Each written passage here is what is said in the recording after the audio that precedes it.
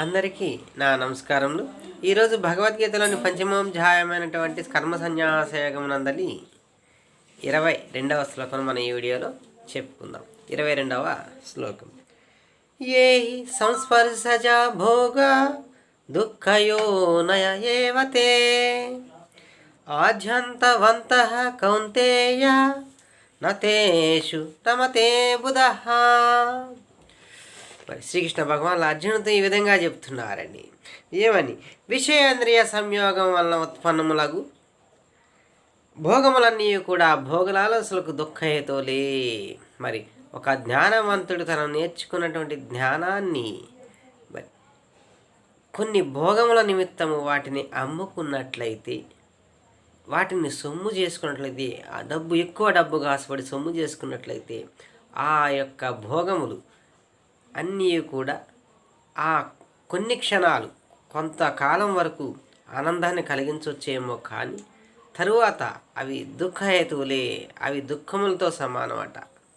అవి ఏమాత్రము కూడా ఆనందాన్ని ఇవ్వవు. అవి కొంతకాలం వరకే ఉంటాయి. అవి అనిత్యములు, నిత్యములు కావు. ఇప్పుడు బాగా భగవంతుని మార్గంలో నడుస్తూ ఆయన వరప్రసాదంతో మంచి జ్ఞానాన్ని సంపాదించారండి. ఇప్పుడు అన్నమాచార్యులు తీసుకోండి. అన్నమాచార్యులు తమ సంకీర్తనల్ని ఆయన రాజుగారి యొక్క కొలువుకి మరి ఇచ్చి, ఆయన ఎన్నో డబ్బు ఆశ చూపిస్తే అన్నమాచార్యులు లొంగల, నేను నా భగవంతుడి కోసమే ఈ సంకీర్తనని నేను పాడతాను, ఆయనకే నేను అర్పిస్తాను, ప్రజలకే ఇవన్నీ, నేను నీకోసం నేను ఎందుకు పాడతానని ఆ రోజు ఆయన పూర్తిగా వ్యతిరేకించడం జరిగింది. తరువాత మరి రాజుగారు ఆయన తప్పును తెలుసుకొని అవి నేలపాలు అంటే పాడవకుండా ఆయన పర్మిషన్, ఆయన అనుమతితో, అన్నమయ్య గారి అనుమతితో ఆయన యొక్క సంకీర్తనలన్నీ అచ్చువేయించడం కూడా తర్వాత జరిగింది. ఆయన యొక్క గొప్పతనాన్ని వెలుగులోకి తీసుకురావటం జరిగింది. అలా ఉండాలి. అంతేగాని డబ్బుకు ఆశపడి మరి వారి యొక్క భోగాల కోసం ఆ జ్ఞానాన్ని అమ్ముకోకూడదట. వివేకి ఎప్పుడు కూడా అలా చేయడట. తెలివిగలవాడు ఎప్పుడు మరి వాటికి లోను కాకూడదు, ఆ భోగాలకి లోను కాకూడదు.